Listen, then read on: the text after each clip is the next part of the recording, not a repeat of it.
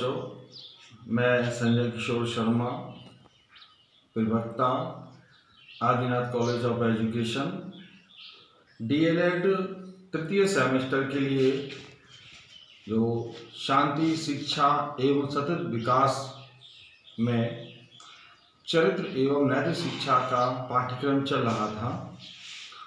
उसी में जो हमने पिछले उसमें वीडियो में बताया था कि आपका चरित्र निर्माण में किसका सहयोग की आवश्यकता होती है, किन के लोगों की सहयोग की आवश्यकता होती है, अच्छा चरित्र, उत्तम चरित्र, नैतिक मूल्य उसके क्या होते हैं, इनके बारे में चर्चा हम कर चुके हैं। बच्चों में कुछ ऐसे होते हैं जो उनमें व्यवहार शुरू से ही होते हैं और वो व्यवहार कुछ ऐसे होते हैं जो समाज में माननीय होते हैं या किसी को बुरा लगने वाले व्यवहार होते हैं। इनको हम अवांछित तत्व बोल सकते हैं। ऐसे अवांछित तत्वों को अभिभावक कैसे दूर करेगा, शिक्षक कैसे दूर करेगा, ये सारी बातें सामने आती हैं। तो इनके लिए एक शिक्षकों को एक रणनीति तैयार करनी पड़ती है और इसमें शिक्षक, अच्छा कुशल शिक्षक वही है जो अवांछित व्यवहार को सकारात्मक तरीके से हतोत्साहित करने की योजना बनाए। उन्हीं व्यवहारों को सकारात्मक तरीके से हतोत्साहित कर दे। बच्चों में खेल की भावना जागृत होती है। एक एग्जाम्पल है कि बच्चों में खेल की भावना जागृत होती है। हम बच्चों को खेल खिलाते हैं। खेल खिलाना ही उचित नहीं है कि खेल खिला दिया बस हो गया। उनमें जीत हार की भावना भी डालना है कि आपको जीतना ही है, हारना नहीं है। आपको जब जीतना है तो उसमें संघर्ष होगा, तो संघर्ष करने की भावना डालना जरूरी है। तो ऐसे ही हम उनको सकारात्मक तरीके से हतोत्साहित करेंगे जो उनके अवांछित व्यवहार हैं। तो शिक्षकों का उसमें कौन सा उद्देश्य होना चाहिए? तो शिक्षकों का होना चाहिए कि शिक्षक का उद्देश्य बच्चों में सही गलत का ज्ञान कराना आवश्यक है। दूसरा होता है कि केवल विषय का ज्ञान ही नहीं बल्कि बालकों में अच्छे और गलत आदतों को बताना और उनको गलत आदतों का भी ज्ञान कराकर उनको सकारात्मक रास्ते की ओर ले जाना होता है। उचित जीवन शैली का विकास, जीवन मूल्यों का निर्वाह, सकारात्मक दृष्टिकोण का विकास जिससे कि वो अच्छा सोचें, सही दिशा में सोचें, अच्छे व्यवहार में सोचें। केवल पाठ्य सामग्री का ज्ञान ही नहीं बल्कि पाठ योजना अनुसार सामाजिकता का ज्ञान कराना भी होना चाहिए।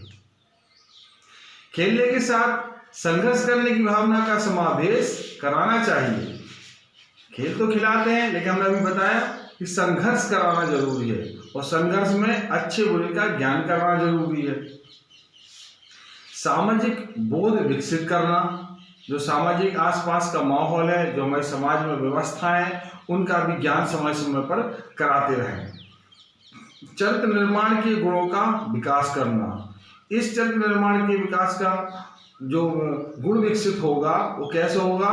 महान लोगों की कथाओं से, महान लोगों के आचरणों के द्वारा, उनसे आचरणों को समझाते हुए, दूसरों की आदतों को समझाते हुए, जिनकी सही आदतें हैं, जिनकी सही व्यवहार हैं, जिन आदतों और व्यवहारों को हम अपना रहे हैं जो समाज के अनुकूल हों, इसमें चरित्र निर्माण गुणों का विकास करना चाहिए।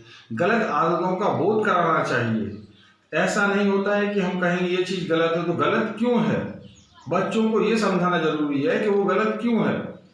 गलत कह के ही उसको छोड़ देना ये सही नहीं है।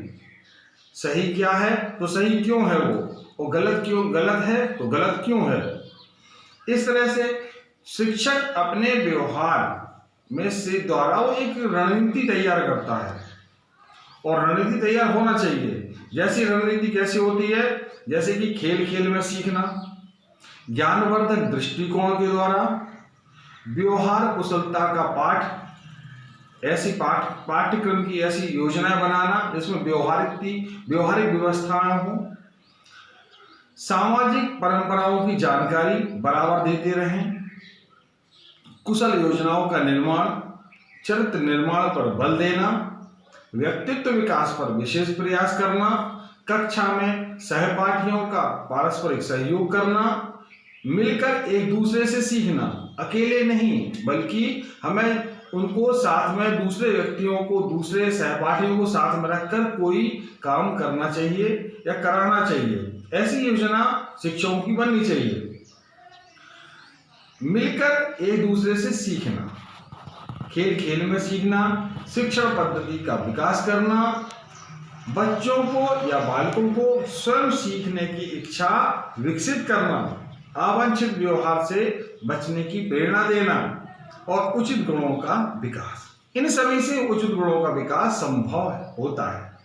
ऐसे ही कारण होते हैं और इसी के द्वारा शिक्षक अवांछित व्यवहारों को हतोत्साहित करने की योजना बनाता है। इसमें इसकी रणनीति है। जब ऐसी आदतें कि एक योजना शिक्षक बनाता है, वो बच्चों को बताता है इसमें कि गलत क्या है और सही क्या है, गलत क्यों है।